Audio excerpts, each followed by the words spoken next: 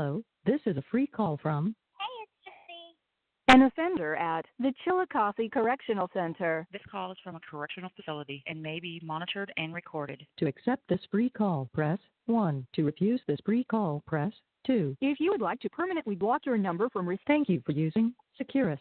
You may start the conversation now. Hi. Hey, Gypsy, how are you? Good. Is this still a good time?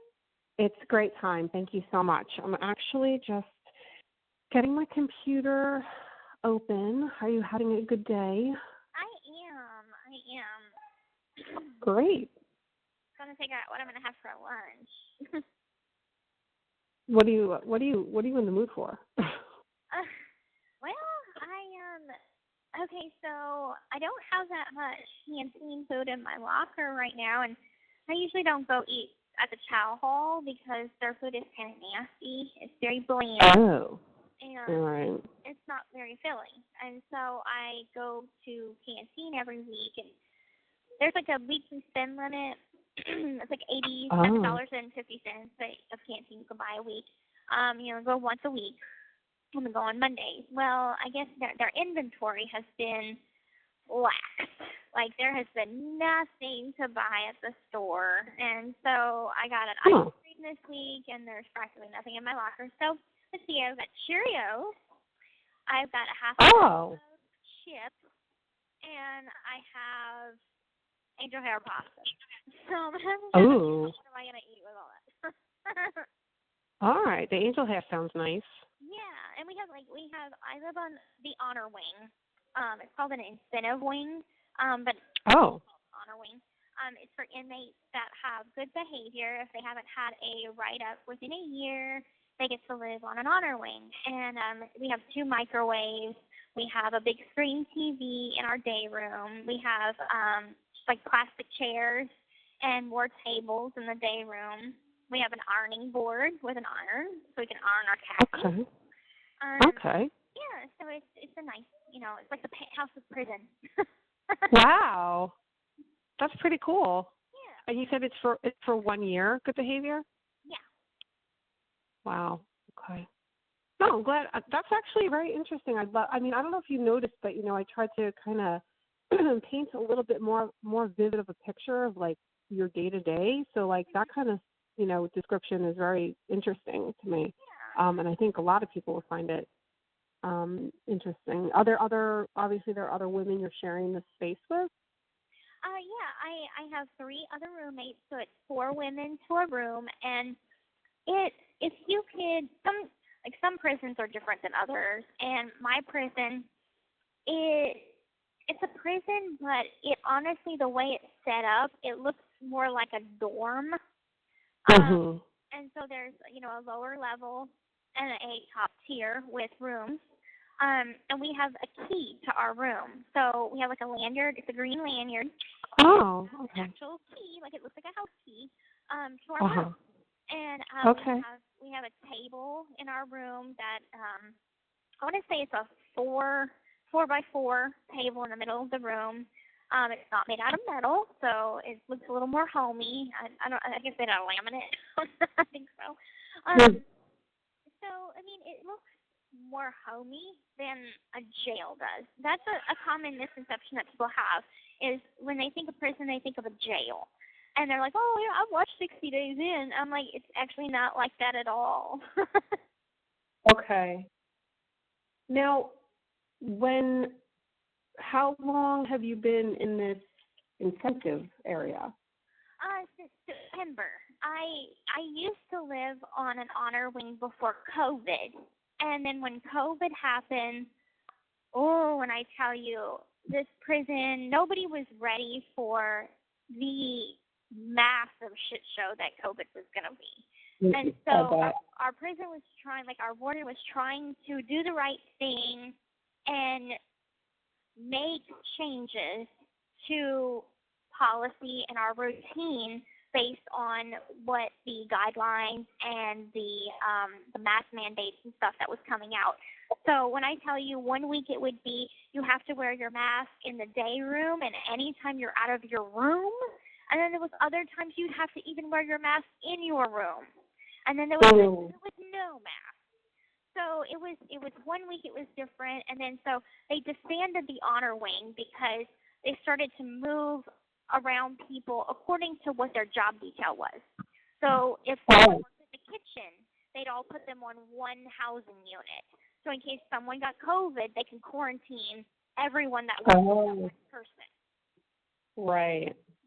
Interesting. Wow. Yeah, I mean, it sounds like they were dealing with it the same way everybody out here was dealing with it. Like every day was a different, like they were winging it basically. Mhm. Wow.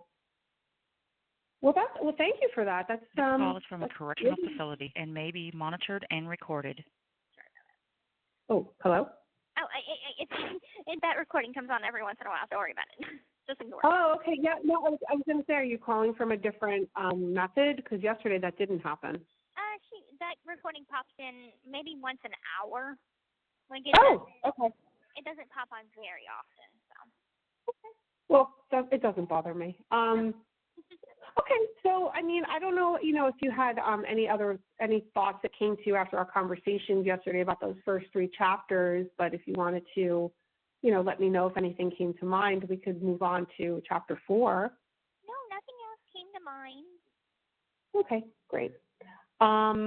So again, I'm reading you these notes just as a reminder. I'm not sure if you have them up with you. I don't. I didn't write anything down. Melissa had all of that on her end.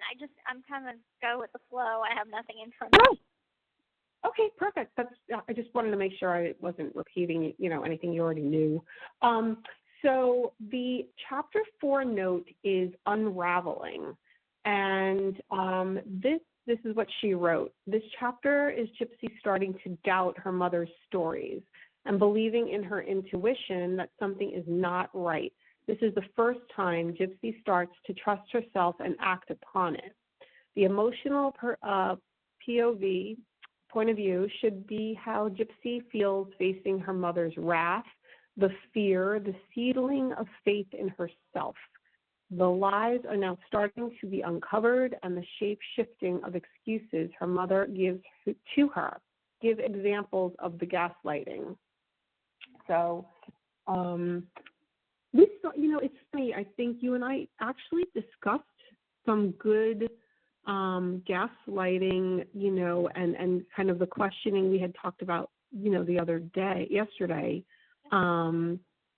But, I suppose there must have been maybe a pivotal moment or an age where, we should anchor this chapter in as a memory of like, this doesn't jive. I'm starting to think this doesn't jive.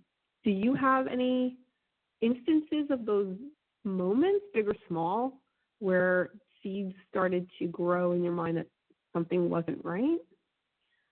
I think that it was, it was around 18, 19, and 20 years old. That my real age, not what my mom was telling people. That I really started to question her because, my younger childhood years went along with everything with such ease. Even my early teen years, I was still playing with Barbie dolls, playing with toys, watching Disney princess movies. So it seemed like that childhood was so extended for me. And I think really hormones really played a big part in the unraveling because I started to be curious about boys. And I started to develop crushes and be curious in having friends. And I think it was, looking at Aaliyah's life in comparison to mine, there would be times that Aaliyah would come over with her mom and visit with me and my mom.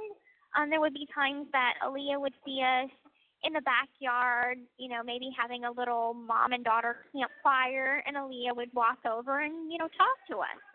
And I believe my mom was friends with Aaliyah on Facebook. And, I would be right there. My mom would always check her laptop first thing in the morning. She would go log in on Facebook and check out Facebook. And I'd be right there in the bed next to her. We'd be watching TV.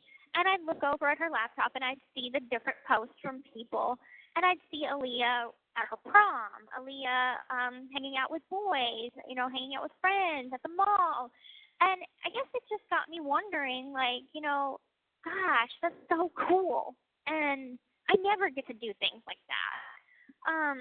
And that made me want to make my own Facebook account, but I knew my mom didn't approve of that. She's like, this is our joint Facebook account. It's ours, but I check it. I'm going to make sure that if you want to post something, we can post something together. So she was in control of that Facebook page. So really hers. But I wanted my own, and I wanted to talk to Aaliyah, not in front of my mom. And I wanted to talk to her about girl stuff.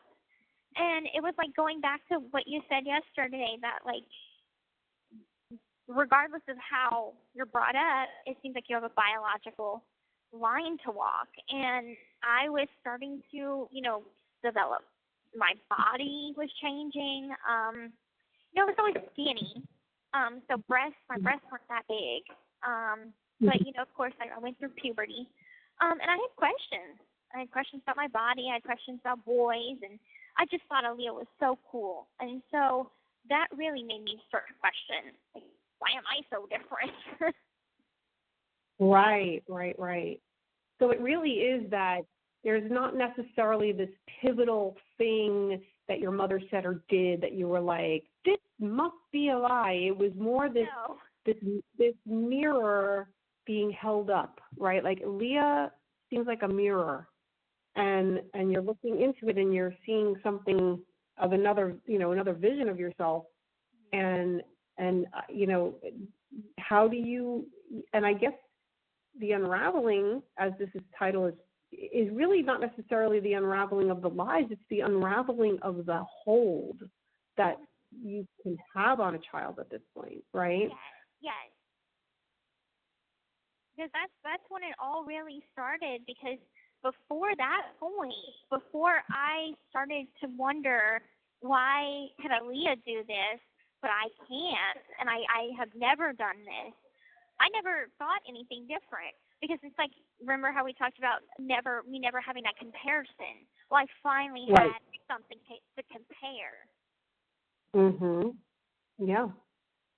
Which really is, not to like be like philosophical with everything, but that's actually probably like the most normal part of growing up, is to see what your peers are doing and want to emulate what they're doing. I mean, that's just actually so typical, right? In your atypical situation, you're having a typical experience. Right. So I find that, and how can you compete with that? Like, your mom could not compete with that. It's too big. Exactly. Yeah. I even told my mom, I think it was when I was 19, I told my mom, I wish Aaliyah's mom was my mom, because she lets Aaliyah do anything she wants. And I know that it hurt her feelings, she told me as much, but that was just how I felt. And again, being a mom now, like, that was the most typical thing you could ever say. That's all teenagers say is, and then the pat response is, well, if you think it's so much better over there, then why don't you go move in with Darren's mom? Right. So it was mom. Yeah. Why don't you move in with them? It's so great over there. Yeah, I mean, it's really, I mean, some of the experiences that you're painting for me are just so normal, in your behavior. It's really cool. They were normal, and nobody told me that they were normal. And so when I would have these thoughts that were completely normal, my mother would treat them as if they were really, really bad, and I was doing something really bad, like wondering, what it would be like to dress like Aaliyah, where she has cool clothes and I'm wearing these little girl dresses. Like, that was bad. Like, and nobody was, this is completely normal. It's okay to feel this way. You're not a bad person. You're not doing a bad thing. That just wasn't taught to me. Right. Let alone to be punished for it. I was going to say, that was my next question was, so if you attempted to, say you'd like to try on lipstick, or you want to be, you wish Aaliyah's mom was your mom, or something that you had an outburst about, would we go back to her default punishments of the not sleeping with her? Yeah, it would be the default punishments. It would be, she would get, mad at me. There was one time that I had stole a lipstick from a store, and from I want to say 10 years old on, my mom taught me how to steal from stores. That was also a big part of something. Is she and I shoplifted, and when I tell you shoplifted the hell out of some stores, I'll go into more detail if you want to know about that. But I'll go on with the story. So I stole a lipstick from, I think it's Claire's Boutique, and my mom never let me wear makeup. She thought that was inappropriate, and it was too grown up. And so I kept it in my panty drawer. And anyway, my mom would go into my room on a pretty regular basis. And now keep in mind, I had my bed, I had all my stuff, I had my clothes, and I had a room. But I wasn't allowed to live in my room like a normal child would. So it's just a place to keep my things. And so she would go into my room and do searches. And she actually found the lipstick. And she took it and she threw it away, and I got reprimanded. So there were no boundaries there. There was not any kind of like you have a privacy or a sanctuary of some sort. Absolutely no privacy. Right.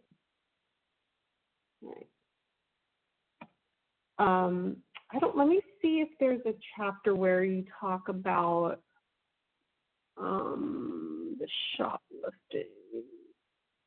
I wonder if, maybe this is a good part to talk about.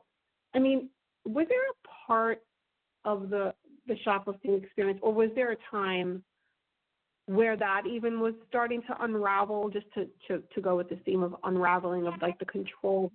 Yeah, there was, okay, so when I was about 10, my mom told me that, self-checkout had came out at Walmart and stuff. Well, if you put a sticker, like if you get a sticker from, like a barcode sticker from, say, a piece of Tupperware or a piece of plasticware from Walmart, the 97-cent ones or whatever, you take the sticker off of that and you put it on something more expensive, and then you scan that barcode and you put it in the bag and you get it for cheaper, okay? And then it went from that to me being in the actual push cart, the buggy, and wearing a dress and sliding stuff under my dress, and us just walking out. And that became a big thing. We shoplifted at Dillard's, where I would, because of the wheelchair, she would take off the tag, and I would sit on it with my dress covering it. At Sam's Club, they have DVDs at Sam's Club, and they actually don't have metal detectors at Sam's Club. And again, she would be like, no, just slip it under your dress. 14, 15 DVDs at a time walk out the store. Wow. It was just, and there was one time that I got caught, and we were at a Hobby Lobby, of all things, a fucking Hobby Lobby. And it was just a couple of random little craft items that was on the side of my wheelchair or in the back pocket of my wheelchair. And the alarm kept going off. And the man became suspicious, the store manager became suspicious. And so he's like, can you lift her dress? Not up, but, kind of scooch it to the side a little bit. And there all the stuff was. And so my mom had to, pay a fine. And she took, I guess, the heat for it. So it didn't go on, like, my rap sheet. But she paid for it, and paid the fine. How ironic it didn't go on your rap sheet, right? I don't know. As if you ever thought as if you ever thought you'd have one, right? I know, right? Yeah. So do you recall if it was sort of like, oh my God, my Gypsy, I can't believe she did this, or she's, like, was it like a big story? Like, it was, she claimed it was an accident, like, oh, it must have slipped on the side. We were put stuff on her lap and it must have slipped on the side. We didn't realize it. And the man knew well enough, like, come on now. Come on. Yeah, right. So was there a point in time where you were going to go and do this? I mean, I'm assuming you knew you were going to do this before you got there. Was there a point where you're like, I really don't want to do this, Mom, or, honey, or however? I never said that. I guess you could say I was greedy, so I went along with it. Okay. We were getting what we wanted for free. Mhm. I knew that it was illegal, but I guess I didn't see the moral wrongness in it. Right. I mean, was there any kind of I would imagine that you maybe were sensing you were living this mundane kind of existence, but was there sort of like a high here? I mean, this is like a big outing, you're going to get stuff, and it's kind of was there nothing really exciting going on that maybe this was tapping a little bit about? There really wasn't. The average, the everyday life was very mundane.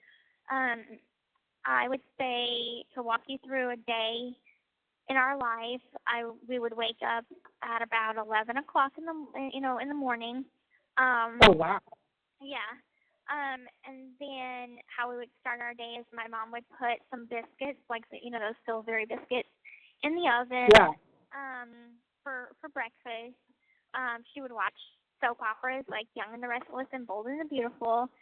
And then she would check her Facebook account, stay on the laptop for maybe about 45 minutes, close the laptop. Then if we had to go somewhere like Walmart, then we would get dressed. We would go run our errands, then come back. She would make something for dinner. My mom did not eat meat. She was a vegetarian. So she'd usually make something like sweet peas over rice. That was something that she really liked to eat.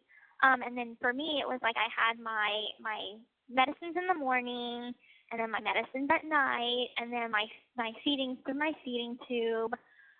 Then we'd watch a movie and then go to bed. And that was the average life. So then I'd imagine going to Walmart and stealing some stuff is kind of cool. Yeah, it's like you're getting new stuff, and just the simple outing is exciting. Right. So in terms of the unraveling, again, just sticking to this theme, was there any point in time or any pushback you started to give about the feeding tube and about not trying foods or having cravings for things, or anything about her? You just described this day in the life. When or what part of this did you ever start to push back on and say, this, you're lying to me about certain things, the feeding tube maybe? Where was this unraveling? So that would have been, all right, so it's a long story, but my mom would take me to this sci-fi convention, and it was held in Springfield. The first year we went was in '09, and then we went back in 2010 and 2011. Okay, so by the 2011 convention, we were regulars at the convention, and my mom met a lot of the people that put on the convention and made friends with them. And they all knew us very well. They're like, oh, there's Dee and Gypsy, they knew me to love sci-fi movies and fantasy movies, and I dressed up as different characters. And so anyway, at this point, I had my Facebook, my secret Facebook, and I started to add a lot of the people from the convention. And I told the ones that were closest, to my mom, that was friends with her on Facebook, this is a secret Facebook account. I just want a space of my own. Please don't tell her about it. And so they kept my secret. Well, this guy that was at the convention had friend requested me. His name was Daniel Glidewell. And I want to say he's 36 years old, average build, dark hair, glasses, kind of cute. So he started talking to me on Facebook. And I developed a crush on him. We Skyped while my mom would be asleep a couple times. And I really had this big crush on him, but he was older than me, and at the time my mother was telling me I was 15 and telling everybody else I was 15. I was actually 18, I think about to be 19. And so I had seen, my mom was like, one day my mom was like, oh, can you get me my credit card out of my wallet? Or it was something out of her wallet. And so I go and I unzip her wallet, and as I'm looking at her wallet, I see my Medicaid card. And it said that I was born in 1991. That would have made me legal to do what I wanted, to have a relationship with him if I wanted to leave home if I wanted to.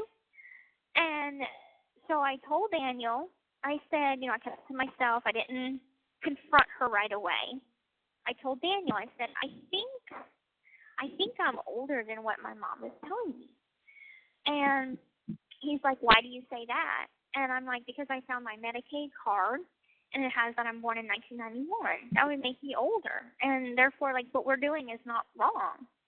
And so he told me, he's like, well, if this is true, then you don't have to stay with your mom. You could leave if you wanted to. And I'm like, yeah, but I'm in a wheelchair. And I never told him that I could walk. Okay? I never told him why I was in a wheelchair, but I never told him that I could walk. And so I said, and I had the feeding tube. No, actually I didn't tell him that I had the feeding tube. I told him I had a lot of other medical stuff, and I would be worried to leave home without medication. And then as time went on with talking with him, he's like, well, my mom lives in Fayetteville, Arkansas, and if you want, you could leave with me. We can go to Arkansas until you get on your feet, and you can start a new life. And I was like, that would be amazing. So a few days later, I get a text message from him on my mom's cell phone. And, oh, boy. Yeah. And so, because I gave him both. Why my mom's? Because I gave him both numbers. My mom had a camera, and it was a little flip phone, but it was like the Nokia kind with the flip, the little camera. It wasn't a smartphone back then. Yep. And so, because I was sending him a couple of text message pictures, and he texted my mom's phone, and he said that he was in the emergency room, and he had just been jumped by a couple of guys, and he was all beaten up and bruised up. And he would really like me to be with him in the emergency room. And, of course, I'm thinking that we're in this relationship. And so I'm like, okay, I'll be right there. I know that we said we're going to pack up and leave a week from today or whatever, but I guess we could do it early. So I go in my room, and I pack up a couple of things. And this kind of shows you just the contrast of, how I was an adult, but at the time still a child. I had packed childish DVDs like Beauty and the Beast and Lilo and Stitch. I packed a couple of Barbie dolls because I was like, I can't leave them behind. They're my favorite Barbie dolls. Yeah, and so I wore a pair of jeans that was in a bag. It was like in a bag. Someone had donated some stuff to me and my mom, and there was a pair of jeans that she was just going to give to Goodwill. Well, I ended up wearing those jeans and a black tank top, and I wore this long, kind of wavy, beach curl blonde wig, and I left my wheelchair by the door. I left my mom a note that said, I love you so much, but I need to make my own life. I know that I am older than what you're saying. I don't feel that I'm as sick as you're saying. I don't feel like I have cancer, but I do love you. And I don't want you to look for me. I'm headed to St. Louis. Because I thought if I gave her a destination, she'd look there. And Right. I was going the opposite way. So I stuck it to the front door so when she woke up and saw the wheelchair there, she'd see the note. And I snuck out the back door. And so I hitchhiked up the street, and there was like another neighborhood that was adjacent to ours. And I just remember feeling so out of breath because I was not used to the weight of my body. It's not like I walked. Wow. I just felt so heavy. And I was carrying this backpack with stuff in it, so that didn't help. And so I was practically out of breath by the time I actually got to, the other neighborhood. And I picked a random house. I knocked on the door, and I said, it was like at 2 a.m., and I was like, can I please get a ride? My boyfriend is in the hospital. And he's like, sure. There's a man that answered the door. And he's like, okay, sure. Just give me a second. And so he drove me to the emergency room where I met up with Dan. And that's whenever he tells me he's on parole or probation, and he can't leave the state. Oh. And I'm like, but you said you were going to take me to Arkansas, and we're going to go and live on a farm with horses, Right. And he's like, I can't. And he was couch surfing. Daniel was couch surfing at this house that I swear looked like a crack house. Like they had bombs and shit and holes in the walls and roaches crawling around. Like, I'm like, oh my God. And so we get to his friend's house, like after he's discharged, we get to his friend's house, and it's in the middle of the freaking night, like 3 a.m. at this point, and all it is, like, he's crashing in their spare bedroom. There wasn't even a bed. There was just a mattress on the ground, clothes everywhere, and I was so tired, and he was tired because they gave him pain meds right before they discharged him. So he's like, is your mom gonna come looking for you? And I'm like, I left her a note that I was going to St. Louis. So I change into some like comfortable clothes, and he's like, I thought about sleeping at the foot of the mattress, and he's like, no, come sleep with me. And I'm like, okay. So I laid beside him, fully clothed, still had a bra and panties on and everything. He started to get a little handsy, started to rub up on me. Well, I never told him that I had a feeding tube. And so I kept my hand. He didn't know that. So I kept my hand on my feeding tube. That way if he ran his hand across, he wouldn't feel it. And I just kind of freaked out. I was just like, I'm really tired. I think we should go to sleep. And I turned over, and he was like, okay. And he's like, well, can I get a kiss goodnight? And I gave him a peck, and that's all that happened.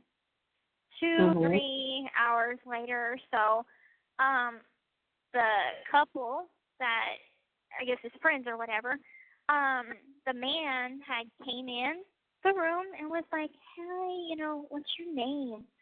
And I'm like, Gypsy. I was like, half asleep. I'm like, Gypsy. He's like, okay. He leaves, and he's talking to his wife, and turns out that I guess they had recognized me and knew that I was, at the convention, and they kind of thought that maybe I was underage.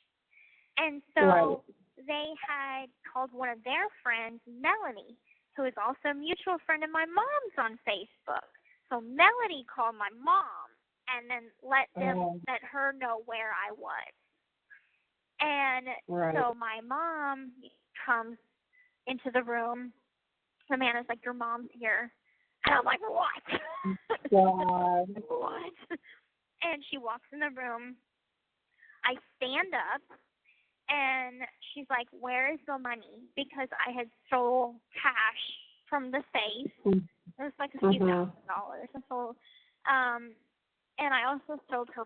I stole her pain pills because at that time I was addicted to pain pills, and so I wanted to get high, so I stole her pills, put it in my backpack, and so I gave her the pouch of money. I gave her her pain pills back, and she's like, can we talk?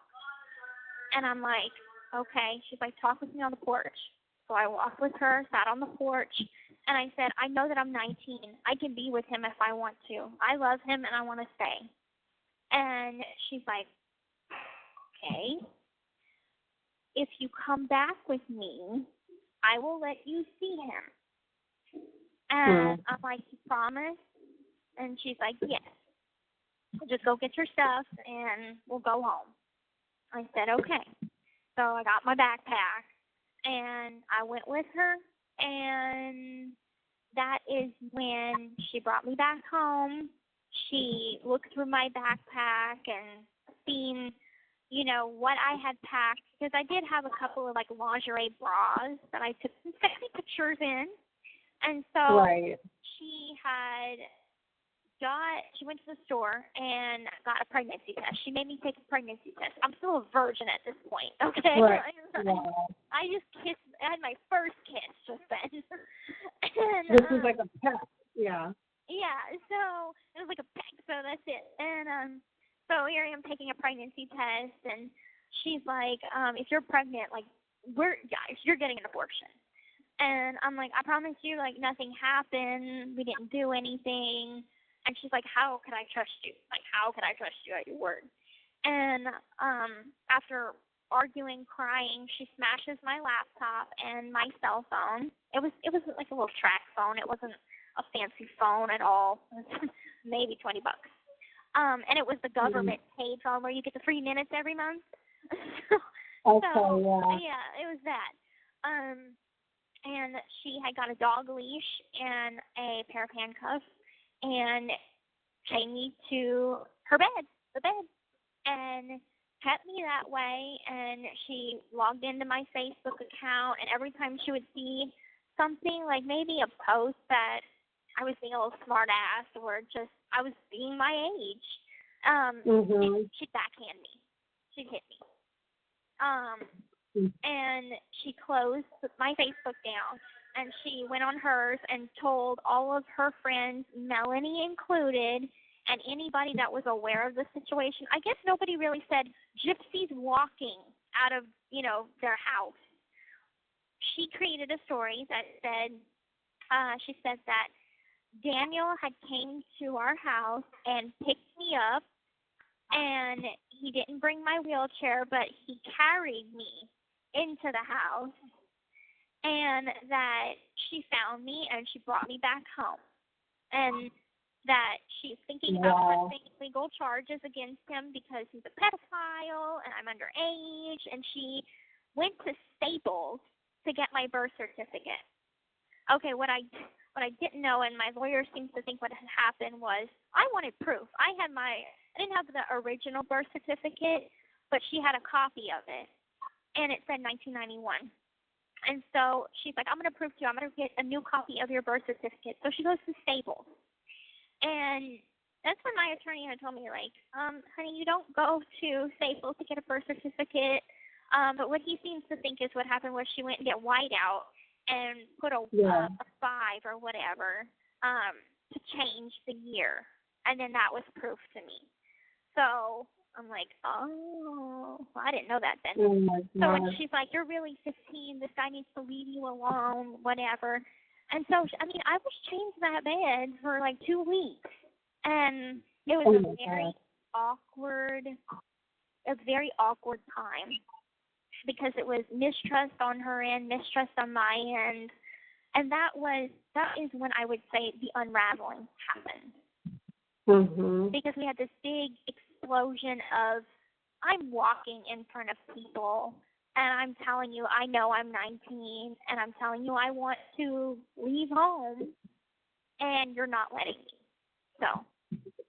Right. Wow. So,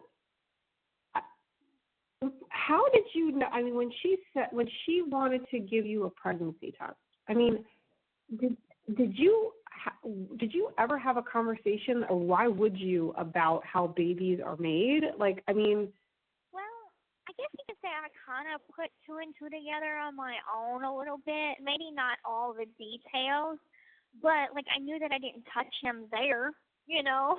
I know he didn't touch me there, so you know, I mean, there's times that I did put things together, but I had a laptop and.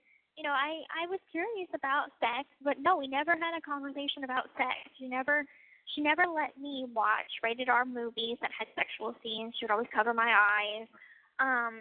You know, teaching about masturbation. My mom was Catholic, and so, you know, in the Catholic religion, masturbation is a sin. So even as a child, anytime she caught me like rubbing up on something, you know, she'd be like, that's a sin, and I get fussed for it. I get reprimanded for it. So I just, you know, kind of put two and two together. Did you know what an abortion was, and how would you know? I mean, so you had a laptop that she let you have, or was that secret also? So the first laptop that I had, it was given to me as a Christmas gift by the Leukemia and Lymphoma Society. They adopt a child every year, and they, you know, sponsor them for Christmas gifts. So that was one of my Christmas gifts. And then after that initial laptop got smashed, that's whenever I had stole money and bought another one. That was a secret one.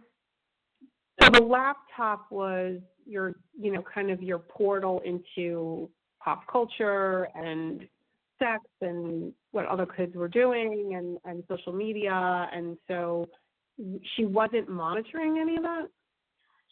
She would as much as she could, but I'd try to be sneaky, and there was times that, like, she wanted to watch the show Game of Thrones, and that was something that I can watch. So she would be watching it alone in her bedroom, and then like I'd be like, well, could I go on my laptop? And she'd be like, okay, you know, I'd tell her like, oh, I want to go on, you know, Disney World's website or something, and I would be on Facebook. So. Right. Okay. So I think I built up the trust to that, and then I started like sneaking around. Yeah. Right. Okay. At any point of all of this unraveling, did you become scared? Scared of being caught? No, I mean scared that you were living with someone who would chain you to a bed, that this person could be dangerous, or was it just so ingrained in you that you were doing this out of love? It seemed a little, not humongously out of the normal, nothing to where I'd be like, oh my God, this is crazy. It was just her behavior. So I'm like, that's not a very nice thing she did, but then again, you know, it was a punishment. Like, to me, I guess it was kind of normal. Right. It didn't seem so abnormal compared to the now, thinking about it now. Right.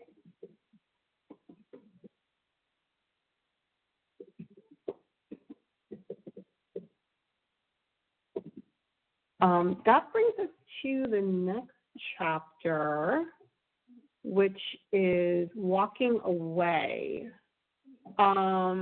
So we, you know, again, like these are segueing nicely because we're talking about this, right? I mean, this was sort of, I mean, you already tried to walk away in the story you just told me. Right. So we might have covered two chapters at once, but let me just tell you what the notes here says and see if you have anything to say about this. Chapter 5, Walking Away.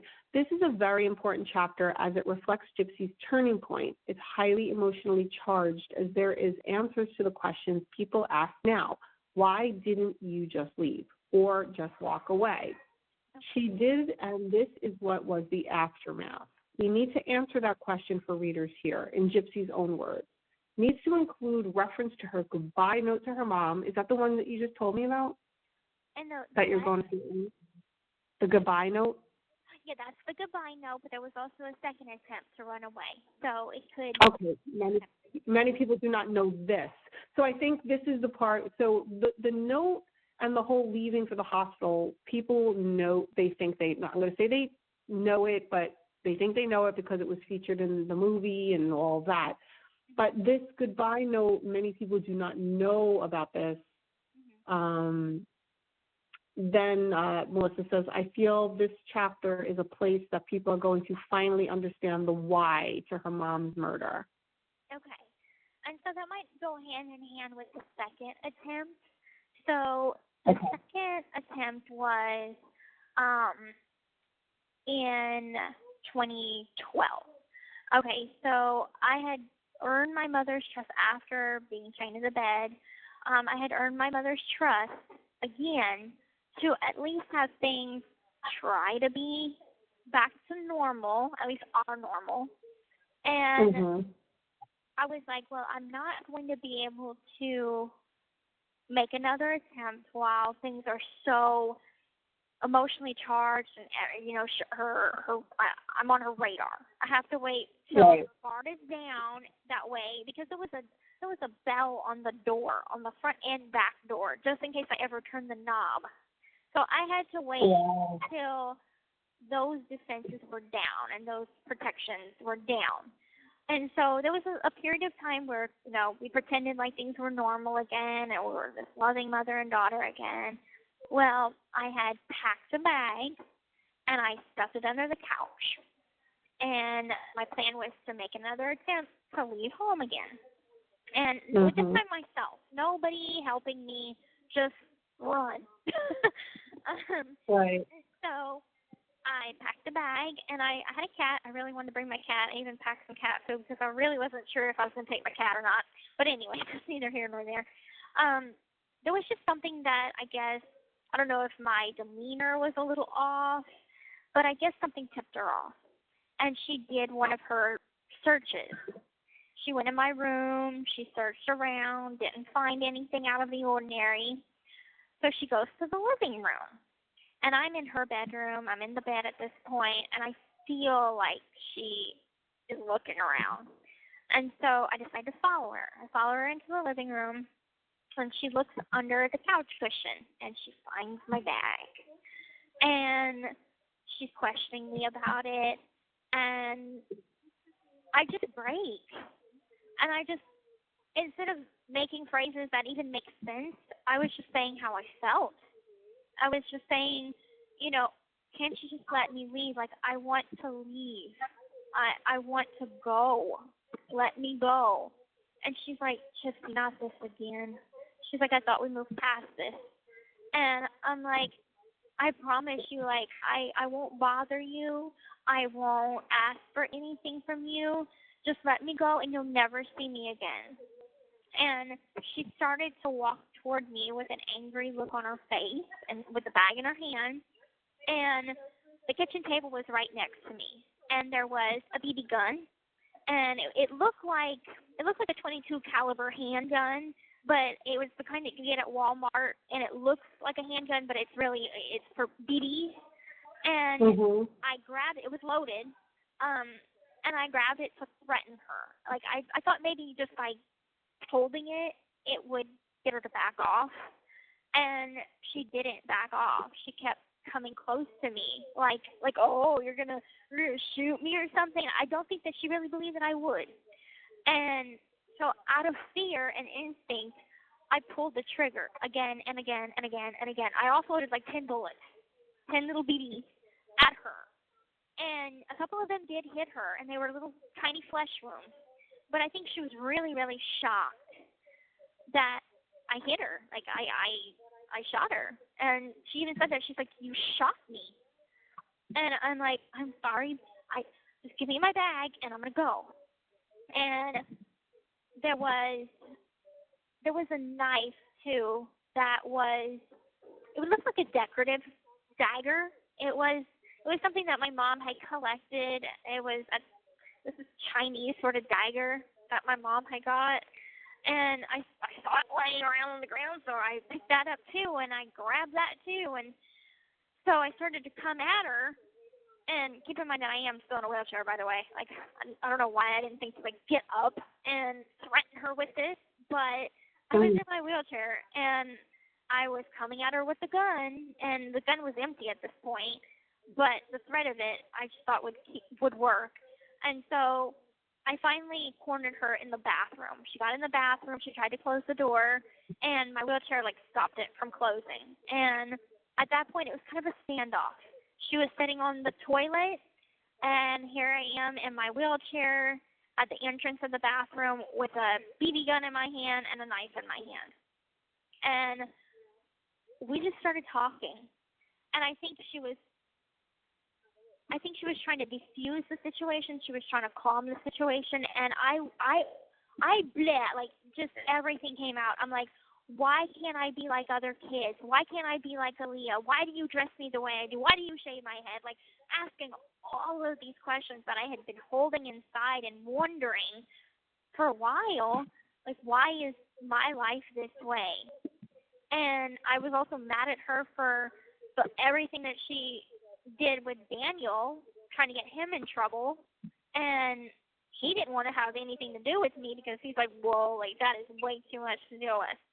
So she took someone that became my only friend away from me. And so finally she's like, I love you, and you are my heart, and I cannot live without my heart, and I can't let you go. And I'm like, but why? And she's like, because I need you, and I can't imagine my life without you. And I put the knife away, but I still held the gun. And she's like, please, please stay. She even got on her knees and begged me, please stay. So I put the gun away, and I think that is what made me just sort of submit, and the anger just was gone. After that, I felt like I had got it all out. Everything I had been holding inside, all these questions, was out, and I felt a relief. And then I felt remorse. I saw it was a few flesh wounds, and she was bleeding. And I felt sorry, and I felt apologetic.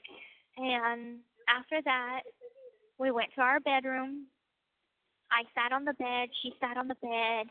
She had got a couple of paper towels, and she had got a few Band-Aids and some peroxide to put on the little, scratches or whatever. So she was tending to those wounds, and I sat there crying, and the day went by pretty much like that. There was hardly anything said. She didn't hit me. I think she was afraid of me at that point. She didn't realize that I could be violent, because I never showed any violence to her before. I never hit her. I never even so much as yelled at her. So to have this huge explosion to where I injured her, I think she was scared of me. Wow. We were equals at that point. I was scared shitless of her. She was scared shitless of me.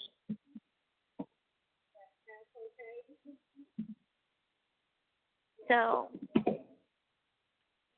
I think that kind of goes hand in hand with the first system.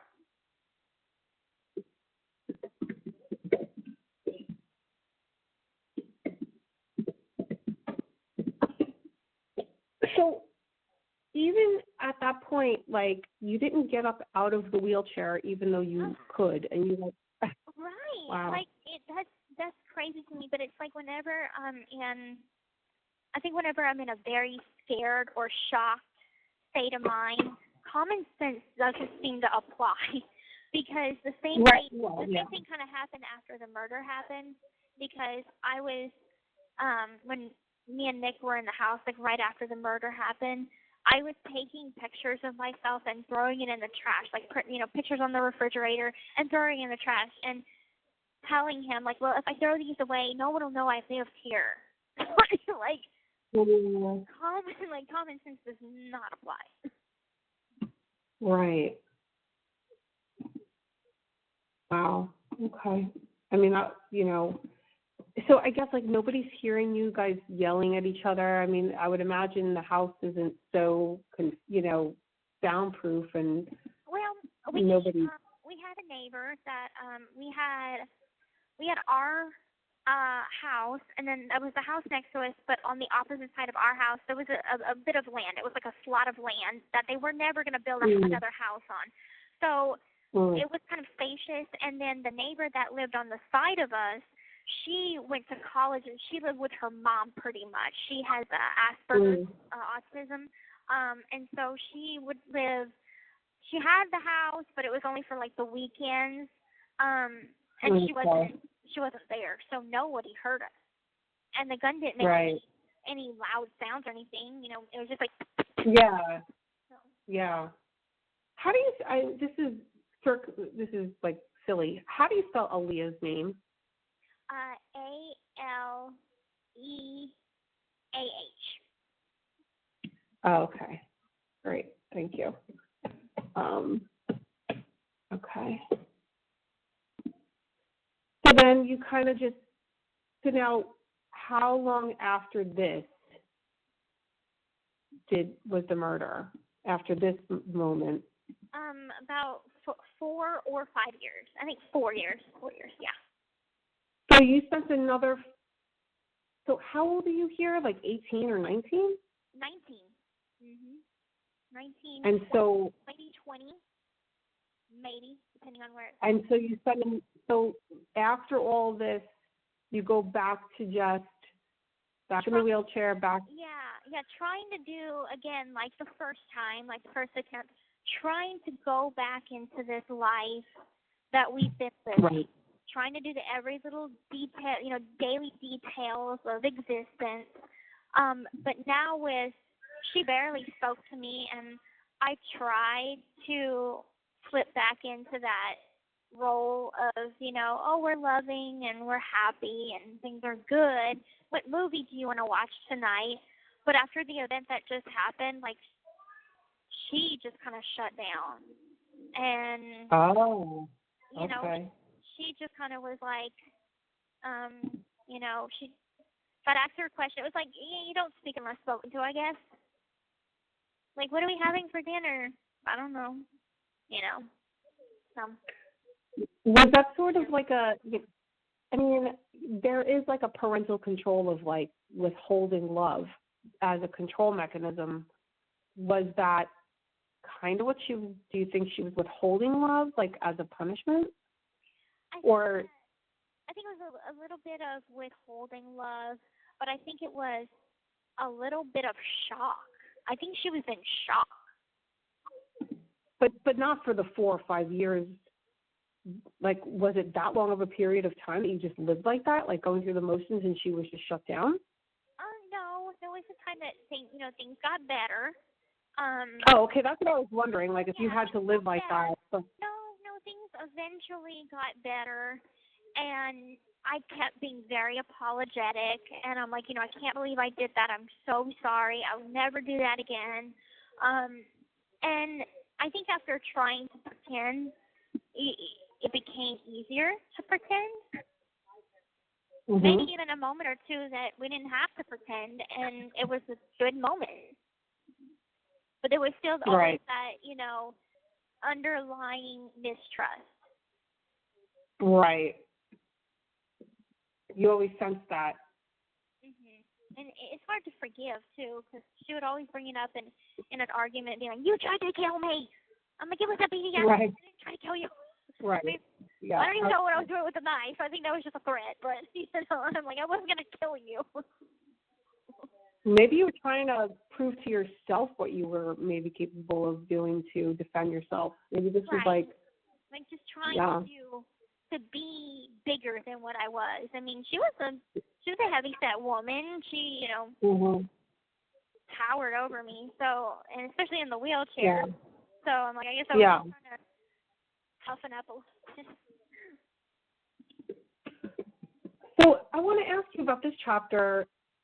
You know, what I asked you yesterday, which was if this is the only chapter a reader reads and you want the reader to take one thing away from it, that lasting thing they'll remember about this chapter, what do you want that to be? I really just want it to come across about like the level of desperation to get out, to leave, And I feel like the complexity of the emotions involved, that just like with a domestic violence or, a domestic abused woman, and when there's emotions that are invested too, it's not as easy as just, okay, get up and leave. If they beg you and it's like, I promise things will be different, it makes it so much harder. So it's not only a emotional battle, but it's a mental battle too. You're battling yourself. You're not only battling them, you're battling yourself. Because it's sort of like they're trying to pull you in, and then there's the part of you that's pulling you in.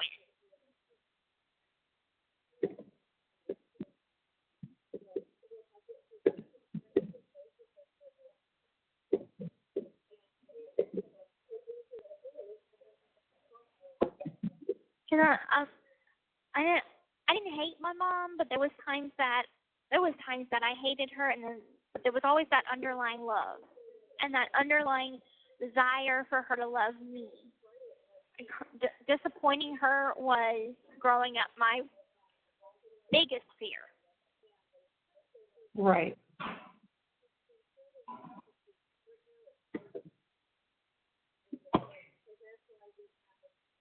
Well, that is amazing. Very well said. My fingers are getting skinnier and skinnier. They're exercising. Aww. Thought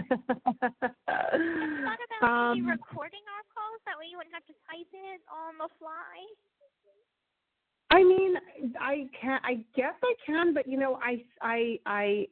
I feel like I retain. It's like a weird process, like I feel like I retain so much because I really have to be on every syllable you're saying. Okay. And I like to be an active participant, and I feel like, some people like rely heavily on the record. Oh, if I zone out for a second, I'll just play the and I don't want to, Anyway, it's just no. I meant that as a compliment. It's just amazing. Yeah.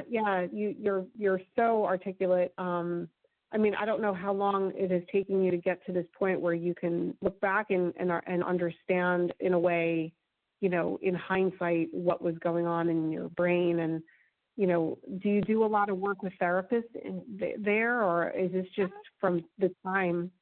It's self-reflection. I've taken a lot of institutional classes that they have provided here. One-on-one therapy is not something that I guess you could say I qualify for, and it's when it came up when I had my parole hearing, and one of the board members was like, "Are you in therapy?" And I said, I have tried to be put in therapy. However, according to your staff, I don't qualify. I'm not as well, I'm too well off to qualify for one-on-one therapy. I can see the therapist for like a 30-minute session if I drop them a note, and I can see a therapist. But the most part, they just tell me, you have a lot to work on. I'm like, I know. Tell me something else. My God, I already know that part. That's why I'm here. But and the board, I guess the board member, he must have misunderstood me, and he said, granted that everything that you've been through, like given everything that you've been through, you're gonna need that therapy. And I'm a little concerned that you feel like you don't need it. And I said, no. I never said that I don't need it. I know I need it, but I have tried to get into programs that are meant for, I think, level 4 and 5 mental health cases, which is the worst off you could be. I mean, that's the people that commit suicide, the people that are eating their hair, cutting themselves. They prioritize those, and rightfully so. But when you're functioning as a normal human being, you're going through your day, but you have a lot of trauma that you've been through, we fall through the cracks, unfortunately. Mm-hmm. So, no, I'm not getting one-on-one therapy, but I am taking every class that they do teach about codependency. They teach about self-esteem. They teach about depression. So I'm trying to go through other routes, and I am board stipulated to take a mental health program while I'm on parole, and I plan on seeing a therapist for one-on-one sessions upon getting out. And my husband is currently looking for like teletherapy for me, so I can maybe call a therapist and talk to her on a weekly, or him on a weekly, whatever. Yeah, that would be great. I would imagine that a lot of your mental health, work after you're out would be more on building a life and assimilating rather than looking back and trying to make sense of everything. Is that the case or no? I think a little bit both. Both is needed. I've thought about a life coach. I've thought about, therapy is something probably, you're right, like therapy is something to work on the past and understand the whys and, what's happened. And a life coach is like to helping guide you of like what you could be doing for your potential.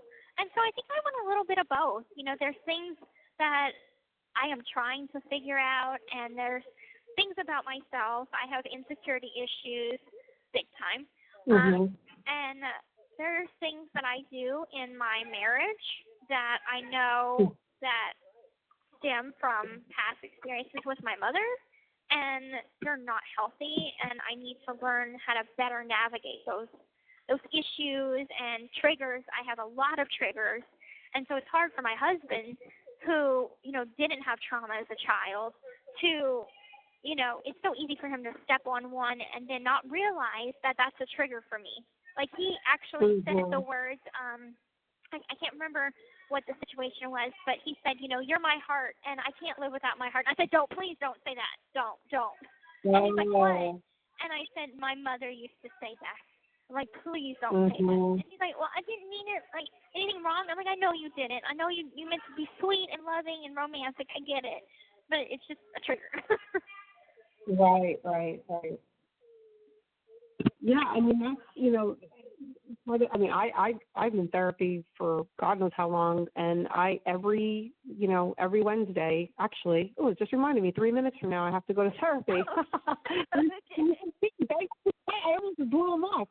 It really, a lot of it is like using the present to understand the past, because like you're saying, you're doing life every day in the current moment, but then there are things that you are led by, your responses and reactions are driven by your past experiences. So it's important to be like, okay, what's going on today?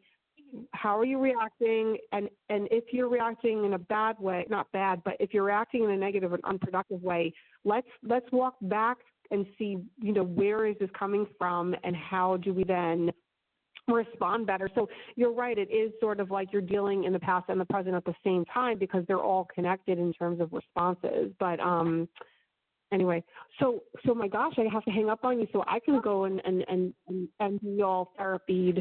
But no, this has been great. And I'm sorry to do this to you one more time, but we have, some more chapters to get through before this week. So do you think we can do this one more time tomorrow? Yeah, that's fine. All right, so let's say 2 o'clock, give me a call, and we'll finish up at least part 1, and I can get started over the weekend. All right, sounds good. We'll have a good session. Oh, thank you. I appreciate it. Okay, thanks, Gypsy. Bye-bye. Bye.